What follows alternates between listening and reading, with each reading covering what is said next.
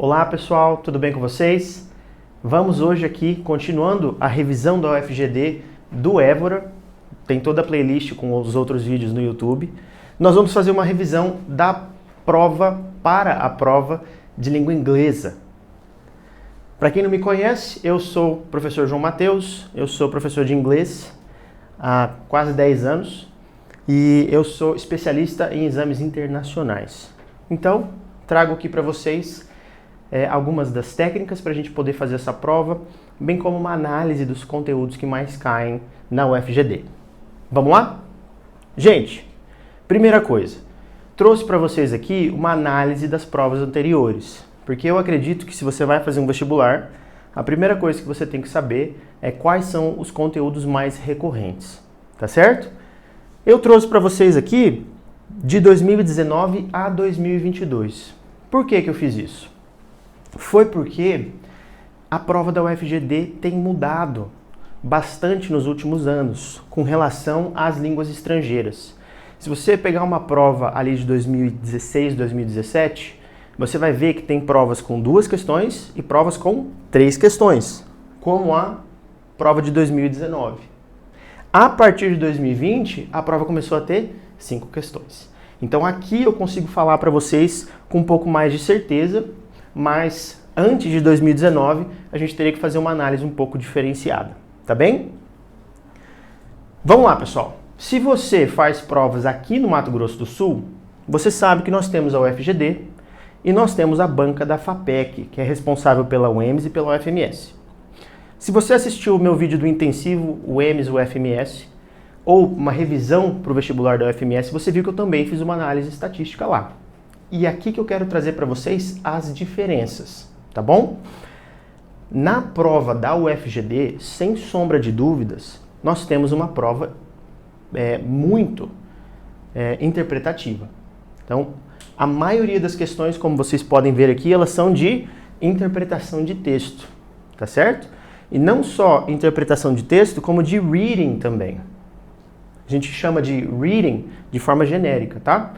No sentido de, é uma questão que exige que você leia a questão e às vezes insira uma parte do texto que foi removido. É uma questão que às vezes pede para você interpretar o texto, uma questão que às vezes pede para você interpretar uma tira, né, uma notícia de jornal e assim por diante. Se você comparar com as provas da UFMS e da UEMS, você vai ver que tem muito menos gramática e vocabulário na prova da UFGD. Então, enquanto na UEMS nós temos algo mais balanceado, isso quer dizer, nós temos 3 questões de gramática, 2 de interpretação, na da UFGD nós temos, olha aqui, 2022 foram 4 questões de interpretação de texto, ou técnicas de leitura, reading techniques. Em 2021, pessoal, nós tivemos aqui, 3 questões de interpretação e 2 aqui de gramática e vocabulário. A gente vai chegar nessas questões específicas da UFGD porque elas têm um formato bem peculiar.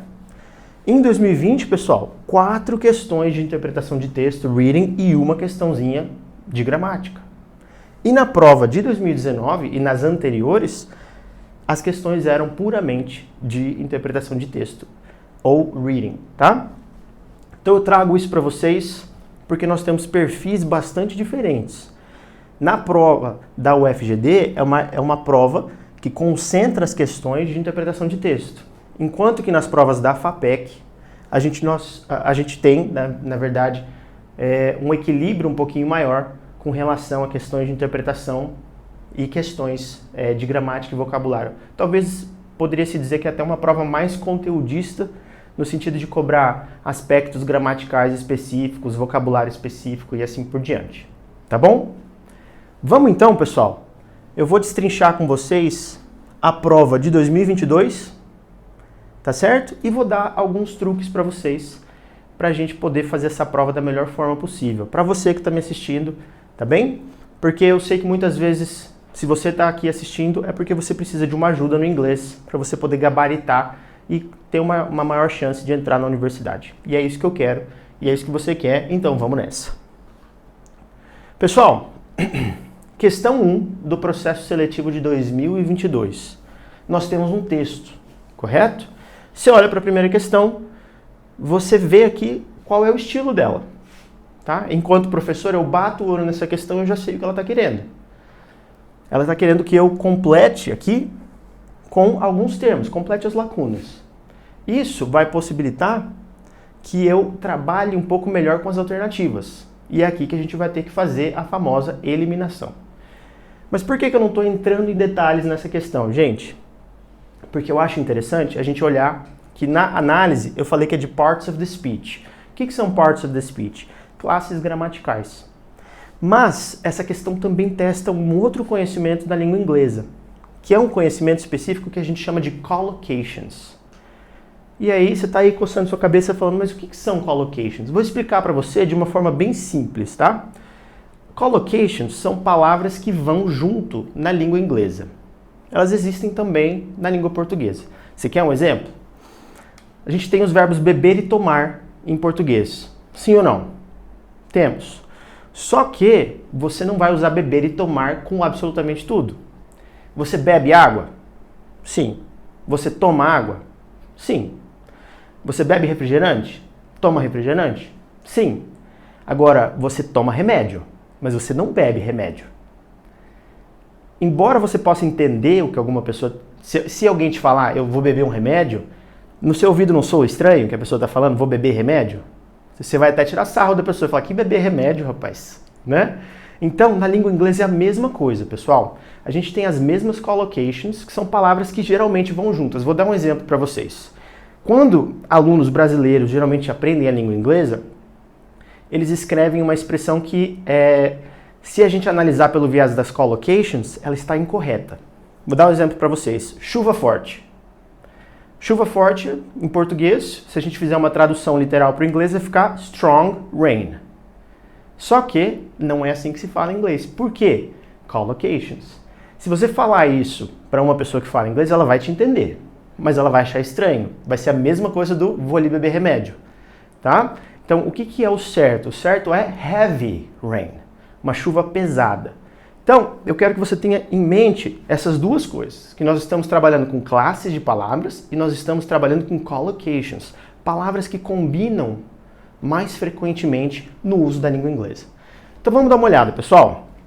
A gente tem aqui, se a gente parar para analisar as alternativas, você vai ver o seguinte, ó. Eu tenho thinking, think, thought. O que ele está fazendo aqui? Ele está tentando me auxiliar na combinação das palavras que eu tenho. E é por isso que aqui você precisa saber as classes de palavras. Você precisa saber o que é um advérbio, o que é um adjetivo, o que é um substantivo, um pronome e assim por diante. E eu vou fazer isso com você daqui a pouquinho. Ó, the most levels. Então aqui, ó, você tem que saber o que é esse the most. Tá? Keep it something. Nós temos um verbo, nós temos um pronome. Qual que vai ser a melhor palavra que encaixa aqui? E é isso que eu vou dar de dica para vocês, tá bom? Eu não vou ler o texto. Se você quiser ler o texto agora, pausa o vídeo, porque o meu direcionamento para vocês é o seguinte: na hora da prova, se você estiver confortável com essa postura que eu vou adotar, faça, adote-a.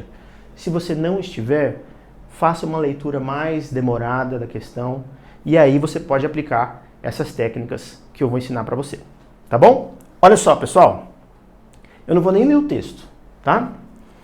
Aqui eu tenho esse gap, que é essa primeira lacuna, que é chess was used to teach strategic something as far back.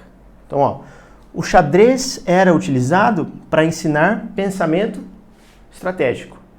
Como é que a gente fala pensamento em inglês? Então, essa é a grande questão, ó. Vai ser strategic think? Não vai ser. Think, pessoal, é o verbo pensar. Se você alterar o verbo para ele virar um substantivo, você provavelmente vai precisar do ing.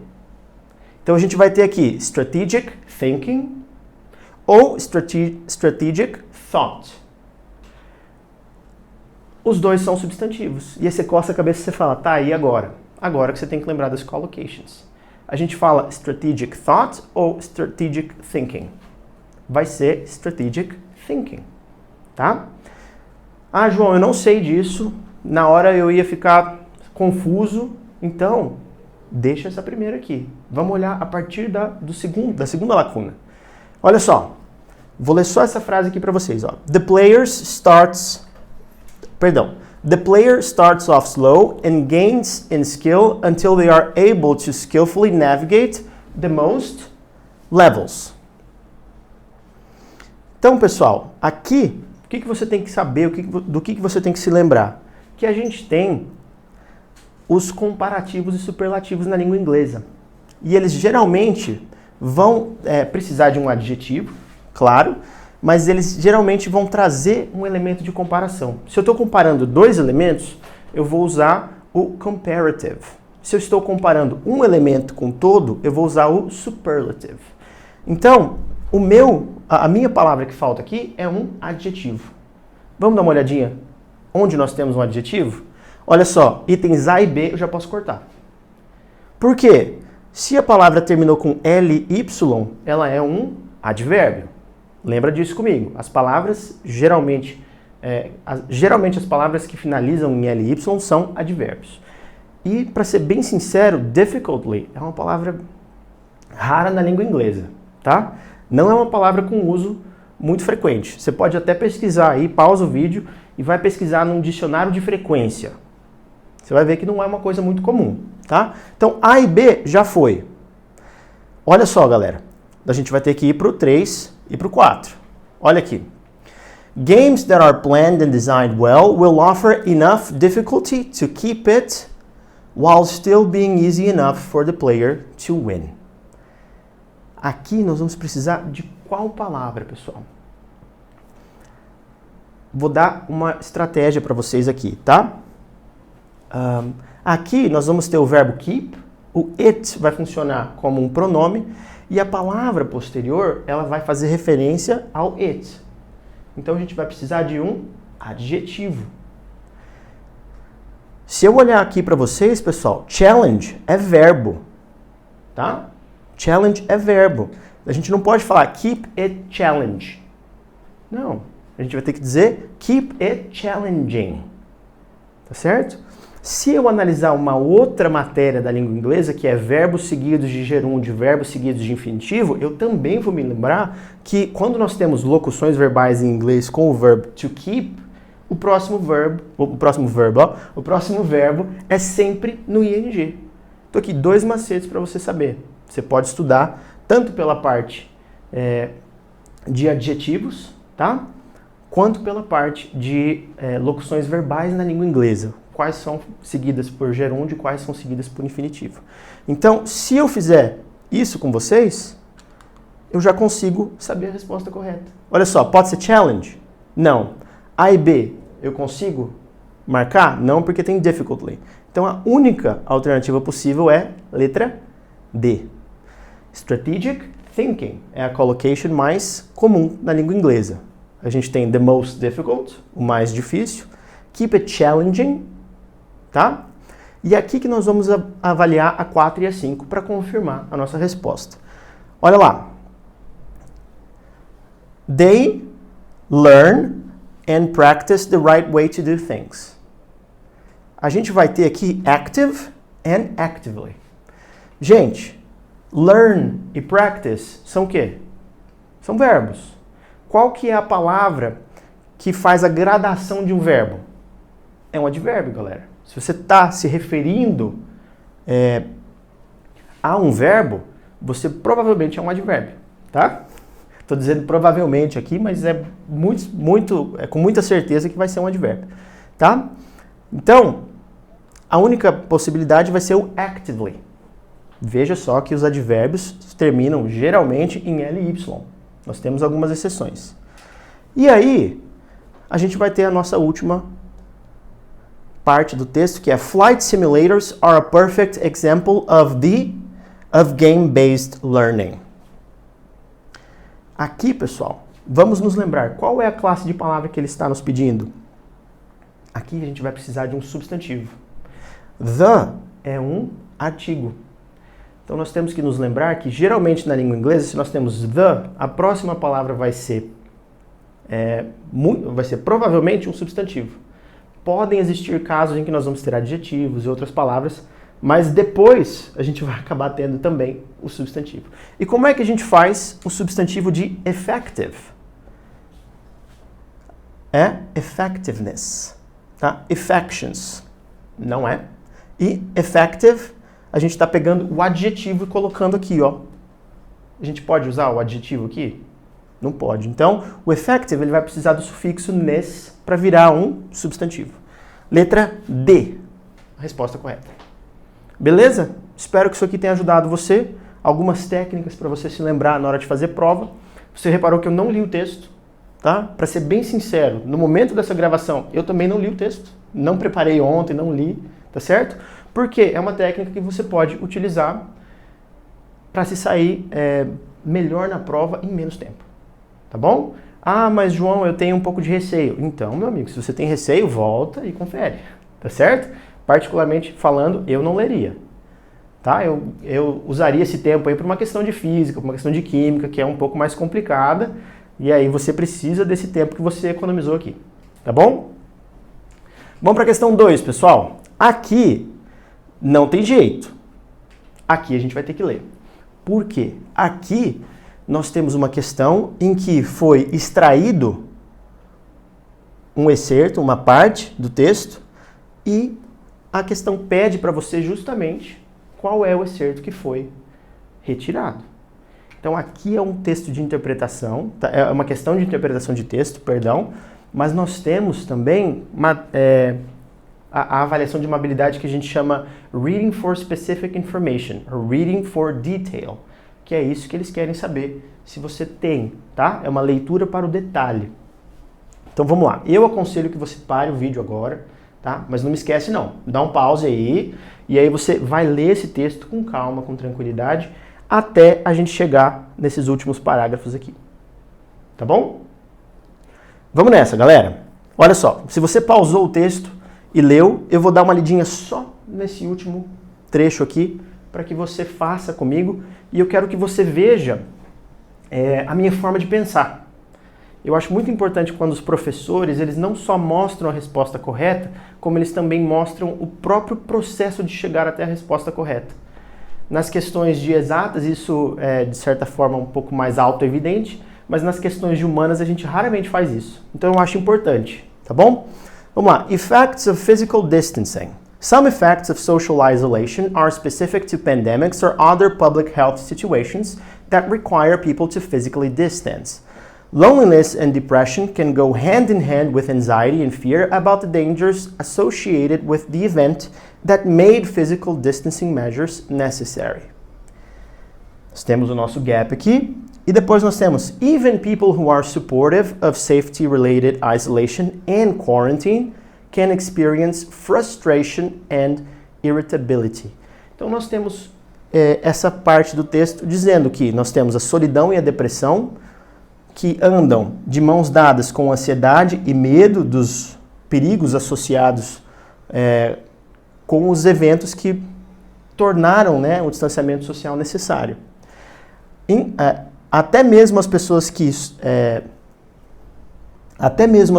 apoiam esses procedimentos de segurança e de isolamento experienciam, né, sentem frustração e irritabilidade. Estou fazendo uma tradução livre aqui para vocês, tá bem? Só para a gente entender um pouquinho mais. Vamos dar uma olhadinha, pessoal, nas opções, tá bem? Olha lá. Claro que a gente tem que ter uma coisa que você não pode fazer. Você não pode ler só isso aqui em isolamento. Porque o texto, vocês têm que lembrar que ele tem que ser coerente. Então não adianta você simplesmente olhar uma aqui e selecionar se você não leu o resto do texto. Às vezes, a letra A aqui, que você está falando de strategies made by governments, ela vai estar aqui em cima, porque foi esse o contexto tratado ali. Mas vamos lá. A letra A fala, strategies made by governments for addressing social isolation's impacts vary depending on the severity of the related symptoms and effects. A gente tem alguma coisa falando sobre o governo aqui nesse parágrafo? A gente está falando especificamente de pessoas, né? Ó, require people to physically distance. Eu não vejo como vai inserir aqui, ó. Porque nós estamos falando de solidão, depressão, ansiedade, medo, tá? Eu não consigo entender como que a gente conseguiria falar de strategies made by the governments quando na próxima frase a gente começa com even people who are supportive. Não faria sentido, tá? Vamos dar uma olhadinha na letra B. Plus, people sometimes experience anger and resentment about health and safety measures they find unnecessary or too restrictive. Essa tá legal? Essa tá legal. Por quê? Porque nós temos aqui os sintomas que já foram relatados, que são derivados do distanciamento social. E aí nós temos um contraste, pessoal. Olha aqui. Esse contraste vai estar aqui, ó. Quando a gente olha para a letra B, ela está dizendo que algumas pessoas sentem raiva e ressentimento relacionados a essas medidas de segurança que elas acreditam ser desnecessárias ou muito restritivas. E aí a gente vai ter aqui, ó, even people who are supportive. Então, inclusive as pessoas que apoiam essas medidas. Então não faz um contraste legal? Na minha opinião, faz um contraste bom, tá? Vamos dar uma olhadinha na próxima opção. Olha aqui. Individuals can lessen isolation's negative effects by taking some specific actions, as engaging in relaxing activities, maintaining healthy habits, or following a routine. Mais uma vez, eu não consigo enxergar como que isso encaixa no meio do parágrafo. Nós temos o nosso tópico frasal dizendo outra coisa, tá? Ele traz outros argumentos, e aqui nós posteriormente vamos ter as pessoas que concordam com o isolamento e também se sentem frustradas e irritadas. Eu não vejo como que isso aqui caberia ali dentro. Faz sentido? Na minha cabeça não faz. Letra D. Loneliness is a subjective feeling of isolation, and some groups face challenges that increase their risk for isolation and loneliness, as marginalized groups, older people, impaired people, and immigrants. Mais uma vez, embora eu esteja num parágrafo que fala sobre loneliness, as minhas conjunções aqui não se conectam com esse conteúdo. O que essa frase está fazendo? Ela está explicando o que é a solidão e também está dizendo que para alguns grupos marginalizados o sentimento é mais forte. Não é isso que cabe ali, tá? E na letra E, public health professionals lead efforts to address widespread health issues such as social isolation. Não vejo também como se encaixa aqui, pessoal. A melhor alternativa, na minha opinião, é a letra B. Veja só, nós temos uma conjunção aqui que é o plus, ou seja, essa parte do texto que foi removida, ela está adicionando aquilo que foi dito anteriormente. Então, e depois disso nós temos o even, que faz um contraste com aquilo que está sendo dito. Gabarito, então, fica a letra B. Tá certo? Esse é um estilo de questão, pessoal, que você encontra em provas internacionais de proficiência, tá? Nas provas de Cambridge, por exemplo, tem uma parte da prova que é só assim. Então, isso exige de você uma leitura mais atenta, tá bem? E exige que você entenda as nuances do texto. Não só olhe para a gramática e vocabulário, mas entenda qual que é a ideia que está sendo proposta aqui. Como que essas ideias se conectam? Existe coerência entre elas? É isso que o UFGD está querendo ver se você sabe apontar. Beleza? Vamos para a próxima aqui, uma tirinha, uma charge para a gente poder analisar. Questão 3. Muitos textos da internet relacionados ao humor são usados como propulsores da aprendizagem, especialmente de língua estrangeira. Observe o que segue.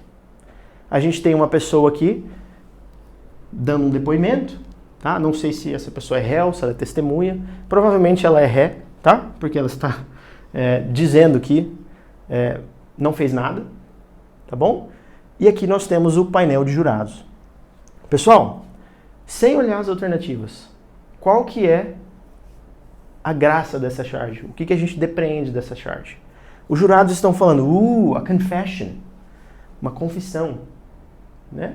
E nós temos a pessoa alegadamente aqui acusada de um crime dizendo, I didn't do nothing.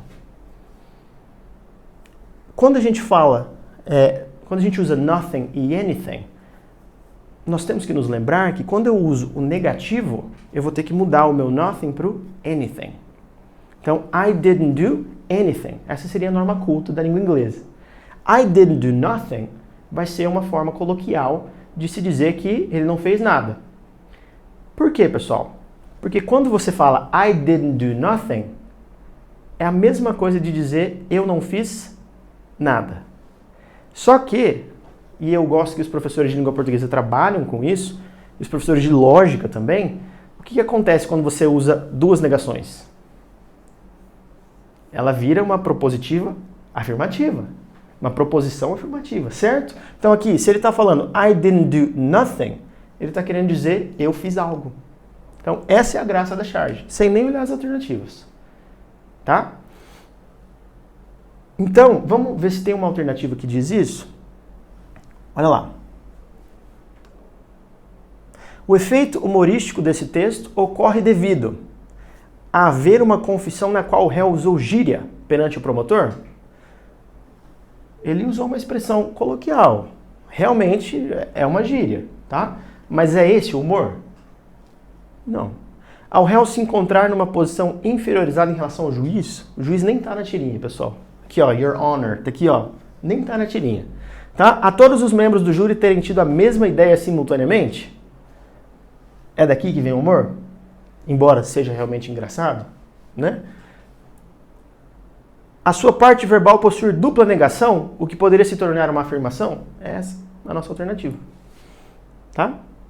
A indumentária inapropriada usada pelo réu e por seu advogado? Aparentemente, ele está de roupa social e o advogado está de terno e gravata. Então, letra D. Beleza? Tranquilo? Lembrem-se da questão da negativa em inglês. Quando a gente usa nothing, quando a gente usa anything. Beleza? Vamos para a próxima. Essa é uma questão de reading também, pessoal, que você tem que colocar os parágrafos em ordem. E essa questão também cai bastante em provas internacionais de língua inglesa. Tá? Eles querem saber se você consegue fazer uma leitura atenta a detalhes específicos. Tá? Reading for detail, reading for specific information. Então, essa vai ser uma questão em que a gente vai se divertir bastante. E se você não sabe o vocabulário específico, não se preocupe. A própria questão já vai dar o bizu para você, já vai dar um macete para você. Quer ver? Olha aqui. Test the machine. Lastly. O que é lastly, pessoal? Por último. Então, se eu sei que lastly é por último, olha só. Pode ser a alternativa 2, pode ser a alternativa A, B ou D. Eu já corto a C e a E. E aí fica mais fácil a nossa vida, tá? Porque nós temos só 3 alternativas ao invés de 5. Tem que ter técnica para fazer a prova de língua estrangeira, pessoal. Ainda que você seja uma pessoa que faz curso de idiomas, ainda que você já seja formado em curso de idiomas, ou o que quer que isso queira dizer, tá? E se você tem dificuldade, vem aqui e aplique essas técnicas, tá bom? Não tenha medo de aplicá-las, tá? Se você tiver alguma dúvida, alguma questão com relação a elas, fique à vontade para entrar em contato comigo, deixe seu comentário aqui embaixo, tá bom? Olha só, vamos dar uma lida só nas partes em negrito. Vamos lá. Hook up the drain line. Então você tem que conectar, vamos supor que eu não sei o que é drain line. Eu vou ter que conectar alguma coisa na máquina, tá? Ou conectar a máquina em alguma coisa. Então essa é a primeira coisa que você faz? Não, né? Test the machine. A gente já viu que esse é o último. Place the machine. Plug in the machine and connect the water hoses. Qual que te parece ser o primeiro? Aqui, o primeiro vai ser place the machine. Olha só, então eu já eliminei mais uma alternativa que a letra B começa com o número 5. Então eu estou entre a A e a C. Vamos dar uma lida para ver se é isso mesmo. Olha lá. Using a dolly, usando aquele carrinho, tá? Or a strong helper, um ajudante que seja forte, eu no caso, por exemplo. né? Posicione a máquina de lavar roupa perto da parede, com a saída, né? Com o escape, com as mangueiras, ou com as saídas das mangueiras e com a tomada, para começar o processo. Olha aqui. Beginning the process. Então, a gente já tem o próprio texto dizendo para você. Número 3 vai ser o primeiro passo. Mas agora que são elas. O segundo passo vai ser 4 ou vai ser 5? E aí? Olha só. Plug in the machine. Plug in the electric cord before you push the washer into the final position. O que ele está falando pra gente? Coloca na tomada. Antes de você empurrar a máquina até o canto da parede. Agora vamos ler a 1. Olha só. A gente tem 3.4, 3.5 e 3.1, tá? Vamos olhar a 5, perdão. Connect the water hoses. Então, para você conectar as mangueiras de água, tá bom? Then, connect the washing machine hoses to the water outlets behind the washing machine. Então, ele está falando para conectar as mangueiras de água quente e de água fria. Nos países de língua inglesa, onde há muito frio, é comum, né, que venha água quente da rua, tá, pessoal? Por isso que tem isso nesse manual. E aí a gente vai ter a número 1. Olha aqui. Hook up the drain line. Tá? Depending upon your machine, you might have to hook up the drain connection to the back of the machine with a hose clamp. O que ele está dizendo? Ele está dizendo que você vai precisar conectar uma mangueira. Se você não quer saber o vocabulário específico, você nem precisa. Mas você vai precisar conectar uma mangueira à parte de trás e colocar uma presilha, tá? Na mangueira na parte de trás. Sometimes the drain connection is already installed. If yours is the latter, olha aqui. Essa é a grande questão desse exercício. Esse é o bizu aqui. Olha só. Ele está dando para você duas opções de máquinas.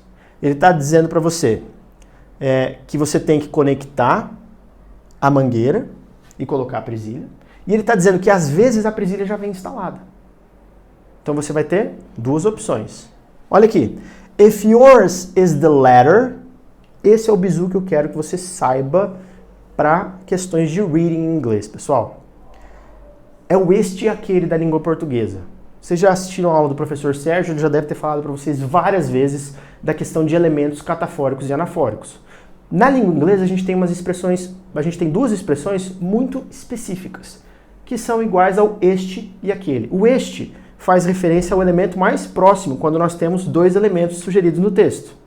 Então quais são os dois elementos? Nós temos a máquina que vem sem a mangueira e a máquina que vem com a mangueira. Dois elementos, correto? O latter, pessoal, é o este. Então ele está fazendo referência à máquina que já vem com a mangueira instalada. Beleza? Aqui, ó. E qual que é a palavra que vai fazer referência ao primeiro termo? É former. Former. F-O-R-M-E-R. Former. The former and the latter. Beleza? Anota isso aí, porque se cair isso aí na prova você vai saber. E aí a gente vai ter the latter, fazendo referência à máquina que já vem com a mangueira. Simply push the drain line into the drain line standpipe before plugging the machine. Ó, aqui mais um bizu para você, ó. Mais uma parte da resposta da questão. Então, se a sua máquina já vem com a mangueira instalada, simplesmente coloque essa mangueira dentro do local correspondente antes de colocar a máquina na tomada. Então aqui eu já vou analisar se é a 4 ou se é a 5. Olha só. O que está falando aqui? Plug in the machine. Então a gente começa com a 3, né? Depois eu vou começar com a 4? Não, pessoal. Eu vou começar com a 5. Por que eu vou começar com a 5? Porque a número 1 está me dizendo especificamente que você vai ter que colocar a mangueira, o dreno da máquina, antes de ligar ela na tomada. Então, por que é importante você ler com calma? Porque o texto está dizendo para você, só que você tem que estar atento aos sinais. Tá bom? Então, com isso, eu já sei a minha resposta. Eu sei que vai ser a letra A. Por quê, pessoal? Porque eu vou colocar a máquina, depois eu vou conectar as mangueiras de água, depois eu vou colocar o dreno ou o escape da máquina, eu vou colocar a máquina na tomada e por fim eu vou testá-la. Tá bem? Essa é uma questãozinha muito legal. Eu fico particularmente mais feliz com essa questão do FGD do que com as questões da UFMS, eu confesso para vocês. As questões da UFMS, elas são um tanto quanto problemáticas, ainda mais as do passe do ano passado, de 2022. Eu escrevi várias coisas acerca do passe do segundo ano e do terceiro ano. Também a banca tem que melhorar, tá certo? São só 5 questões, mas tem que melhorar a forma como elas estão sendo elaboradas, tá bem? Então a gente tem a letra A aqui. Vocês gostaram dessa questão? Essa é uma questão boa, pessoal. Essa é uma questão que realmente está analisando a sua compreensão textual. Não é uma questão que pede um decoreba, não é uma questão que pede se você sabe classe de palavras, se você sabe vocabulário específico. Aqui ela está querendo saber se você sabe interpretar texto. E o texto é um texto técnico. Isso aqui é um manual de máquina de lavar roupa. Então, vocês repararam que eu não fiquei preso às palavras específicas que eu não conhecia? Eu fui pela lógica do passo a passo.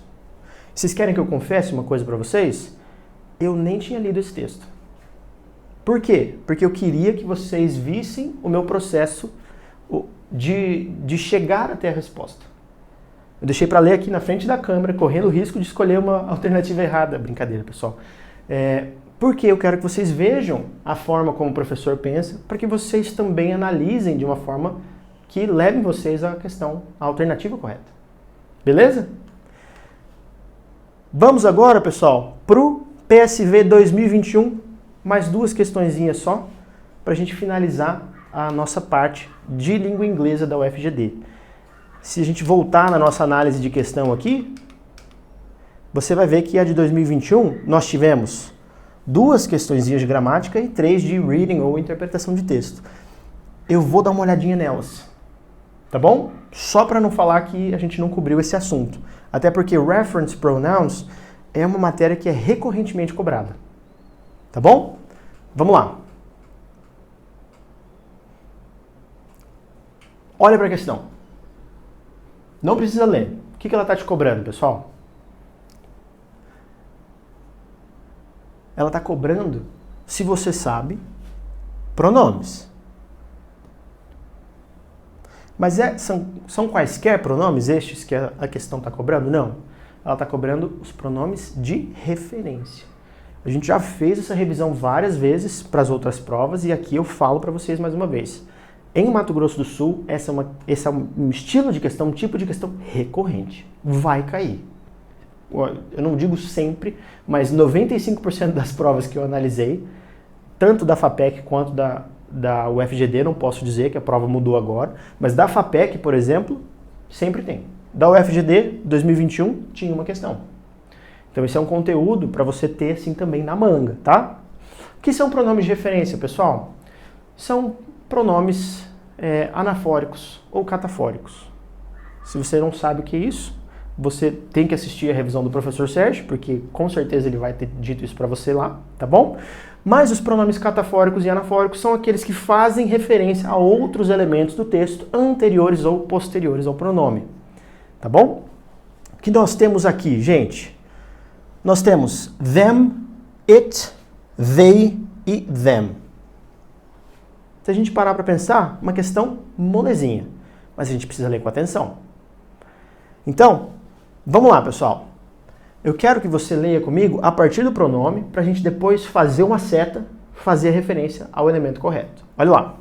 To them, history just seemed like a jumble of names and dates. Então, para eles, a história, eu acredito que seja a disciplina de história, simplesmente parecia um amontoado de nomes e datas. Então, quem que é esse them, pessoal? Primeira coisa, vamos lembrar, gente, isso aqui são object pronouns e subject pronouns. Pronomes do caso reto e pronomes do caso oblíquo na língua inglesa, tá? O que eu quero que você saiba é a diferenciação do que é plural e do que é singular. Então vem cá comigo. Them é um object pronoun da terceira pessoa do plural. It vai ser da terceira pessoa do singular. E they e them, terceira pessoa do plural. Então, se você olhar as alternativas, olha só. Não tem como eliminar nada. Tá? Assim de cara, olhando para a primeira. Por quê? A primeira alternativa aqui, tudo está no plural. Então aí você vai ter que ler com atenção. Olha lá. When most of us think back to our childhood school days, we can also remember at least a handful of kids who thought history class was a drag. Então, quando a gente se lembra dos tempos de infância, nós conseguimos lembrar de um punhado de crianças que pensavam que a aula de história era um saco. Tá? É basicamente isso que o texto está dizendo. To them, para eles. Então, o que quer dizer esse them, pessoal? Estou fazendo referência a kids. Claramente, as crianças que achavam que a aula de história era um saco. Tá? Gente, isso aqui é uma questão da prova, tá? Não quero que o Henry fique bravo comigo, porque o Henry é o meu brother, tá bom? Façam o curso dele de História Regional, que vocês vão gabaritar a prova de História. Tá? Ele é o cara na questão de História Regional. Recomendo muitíssimo. E a camiseta que ele fez também é linda, né? Enfim, vamos lá, pessoal. Temos kids aqui, olha lá. Já eliminamos a letra D e a letra E. Ó, pode cortar. Vamos ter 3 alternativas agora. E agora, ó, que a gente tem a jumble of names and dates. Qual que é o item 2, pessoal? É it. E aqui nós temos history e a jumble of names and dates. Tem algum deles que está no plural? Ah, João, names e dates, plural. Vou cortar a letra C. Não faça isso. Não faça isso, porque é a jumble of. Então, um bocado de nomes. Tá? Então, isso aqui está no singular também, tá, pessoal? Tá? Embora a gente use essas expressões para se referir a coisas que são múltiplas, a estrutura é de singular. Tá? Vamos dar uma olhadinha aqui, ó. What was the point of learning it all? Então, eu estou me referindo a jumble of names and dates ou history? O elemento que me está mais próximo vai ser a jumble of names and dates. Mas vamos lá. Você ficou com dúvida nessa, tá? Eu estou trazendo aqui o meu processo de pensamento com vocês, tá? E agora eu estou imaginando o que vocês poderiam estar pensando. O professor sempre tem que estar um passo na frente. Não sei. Não sei. Pode ser tanto history quanto a jumble of names and dates. Então tá. Você ficou com dúvida na 2, vamos deixar a 2. Vamos olhar a 3, pessoal.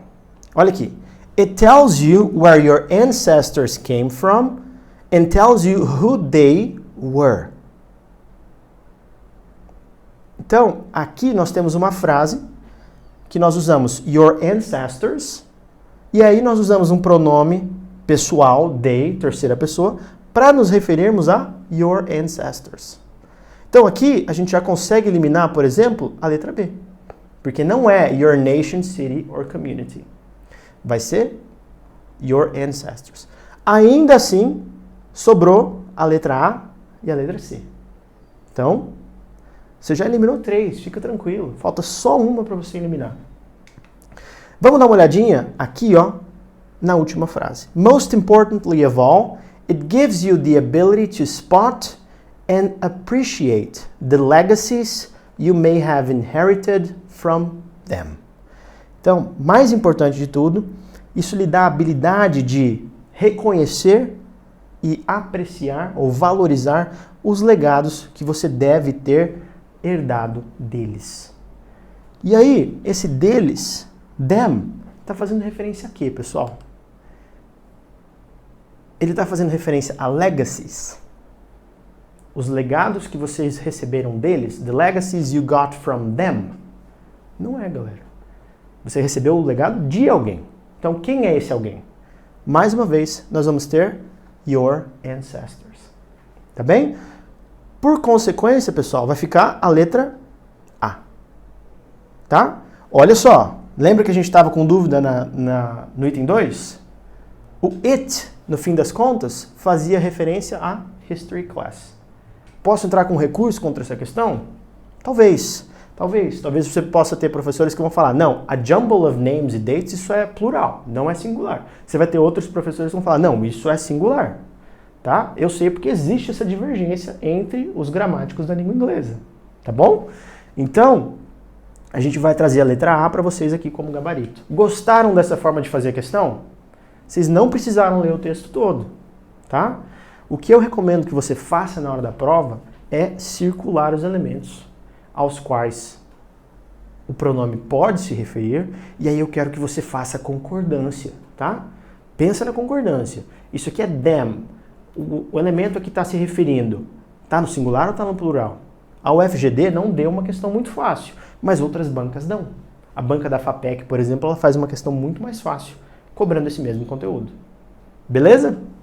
Vamos para a nossa última questãozinha aqui, que é idêntica à questão que nós temos, a primeira questão que nós fizemos hoje, que é a questão de parts of the speech e collocations. Mais uma vez, pessoal, eu não li essa questão, tá? Eu vou olhar para vocês só na minha lacuna. Eu quero que você, se sentir necessidade, pause o vídeo agora para que você escolha a melhor alternativa. Perdão, quero que você pause o vídeo para que você leia o texto, tá bem? Eu separei em 2 slides aqui porque infelizmente não deu para colocar em um só. Mas vamos dar uma olhadinha, pessoal. Vamos olhar as nossas alternativas. Olha aqui. Na letra A eu tenho increased, increasingly, increase e increasing. Então eu tenho 4 formas da palavra increase. Tá? Increased pode ser tanto um verbo quanto um adjetivo. Increasingly terminou em LI. O que é isso? Advérbio. Increase é o verbo. Increasingly, mais uma vez o advérbio, increasing pode ser um verbo no gerúndio, tá? E o increase aqui na letra C, eu vou fazer uma ressalva, ele também pode ser um substantivo. Vamos começar por essa, tá? Olha lá. In recent years, ethical issues regarding our energy use and systems have been at the forefront of the global conscious. Difícil essa alternativa. Difícil essa alternativa. Você tem que ser um cara que manja, por isso mesmo que eu vou te passar esse bizu agora, esse macete agora, tá? Primeiro, é uma linguagem complexa aqui, tá? O que é at the forefront of the global conscious? É aquilo que vem primeiro. Essa é uma palavra muito avançada de vocabulário da língua inglesa, tá? Então, olha aqui. Aqui, pessoal, a gente vai ter que se lembrar de ordem de palavras também. Por quê? Porque aqui nós temos o have been. Se você viu os meus outros vídeos, se você está estudando aqui com a gente, você vai se lembrar que have been é o present perfect, presente perfeito. Só que no meio disso, a gente tem um gap. E é aqui que todo mundo vai cair, pessoal. Por quê? Porque é incomum que essa lacuna exista aqui nessa posição, a não ser que ela seja um advérbio. Então, quando eu falo have increasingly been at the forefront, eu estou dizendo que os problemas éticos relacionados ao uso de energia e os nossos sistemas de energia têm estado cada vez mais, como um dos principais problemas globais, de consciência global. Então, aqui, pessoal, eu quero que vocês lembrem, quando nós temos advérbios de uma palavra só, a gente chama de one-word adverbials. Quando geralmente nós temos os verbos, uma locução verbal, a gente vai colocá-los entre o auxiliar e o verbo principal. Esse é um macete muito específico, galera. Se eu disser para vocês que é comum ver isso em prova, eu diria que não é, tá? Em provas internacionais de inglês, das universidades estrangeiras, isso é comum. Mas em vestibular, essa é uma questão complicada da UFGD, tá? Não tem como você simplesmente falar, não, isso aqui é fácil, assim. Se for, maravilha, estou torcendo para você. Mas a gente não pode subjugar a prova, tá, pessoal? Jamais façam isso. Eu sou professor de inglês há 10 anos, quando eu sento para fazer uma prova, seja de vestibular ou seja uma prova internacional, eu jamais subjugo a prova, porque ela está testando o meu conhecimento, tá? Então, vamos lembrar aqui, ó, o advérbio, geralmente ele vai vir entre o auxiliar e o verbo principal.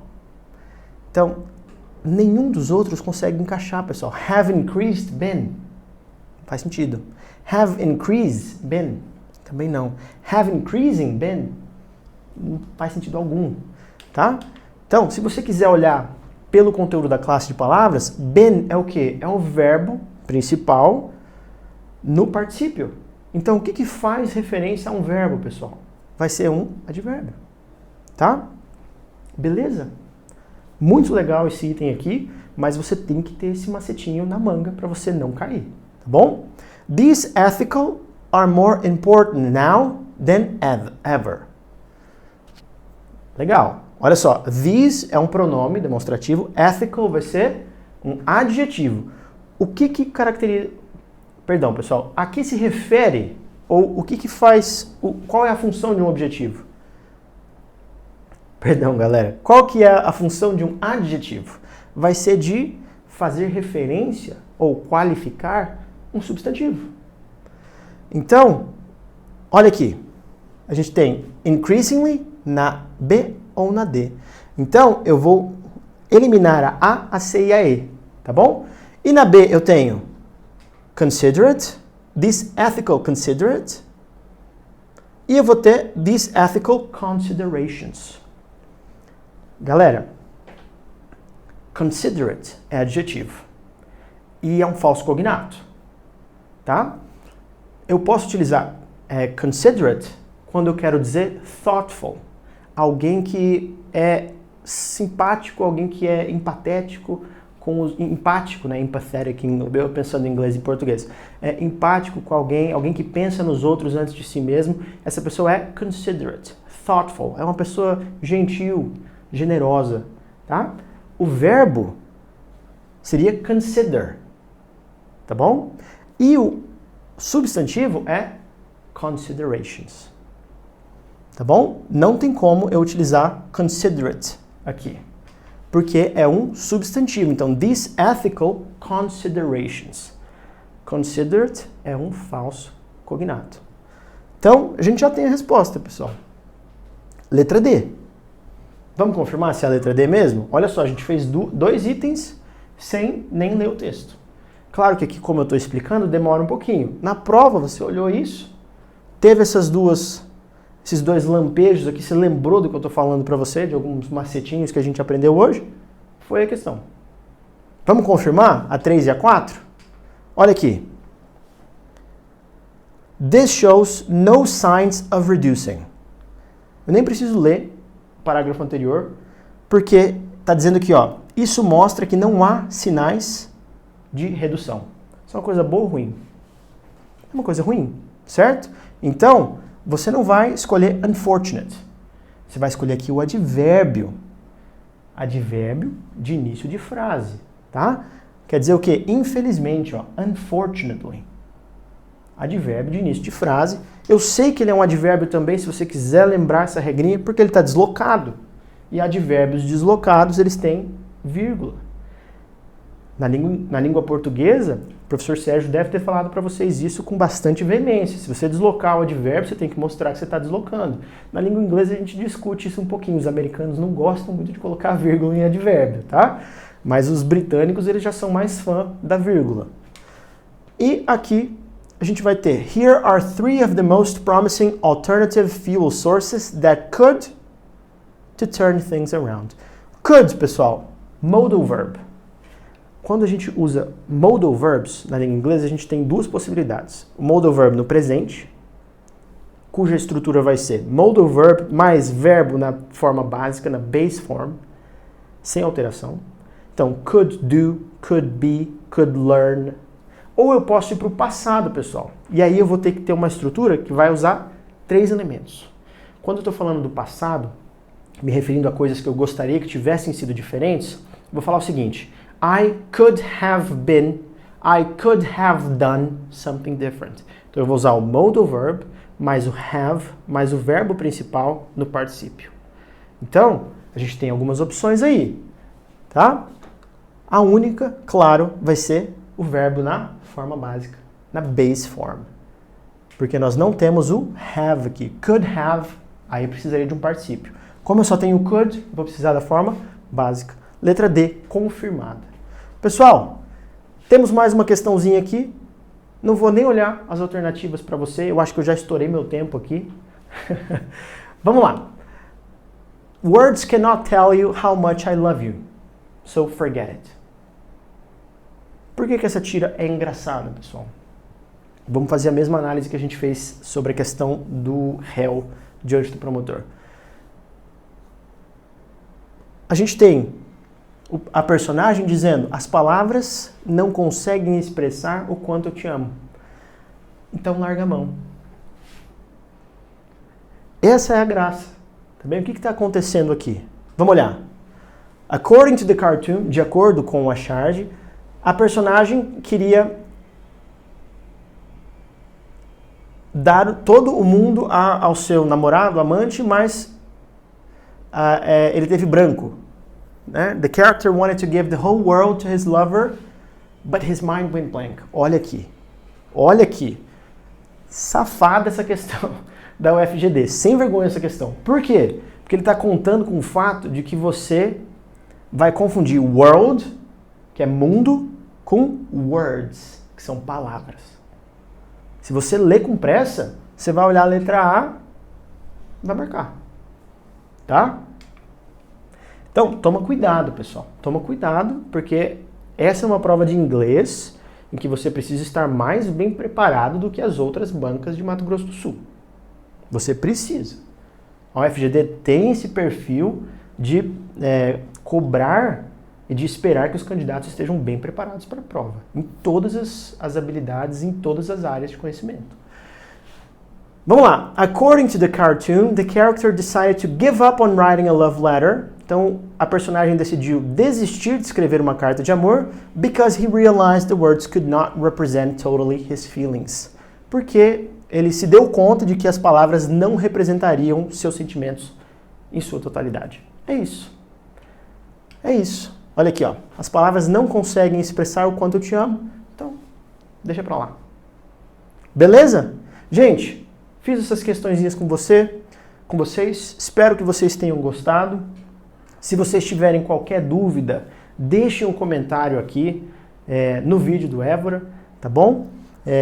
Entre em contato comigo também pelo meu Instagram ou pelo meu e-mail e a gente pode continuar conversando sobre a prova, tá bom? Se vocês quiserem saber mais técnicas, comenta aqui embaixo também. Volta de novo, professor, traz técnicas pra gente fazer prova. E eu venho. Boa sorte para vocês, bom vestibular e eu espero não vê-los novamente, porque eu espero que vocês estejam dentro da universidade. Até mais, pessoal. Obrigado.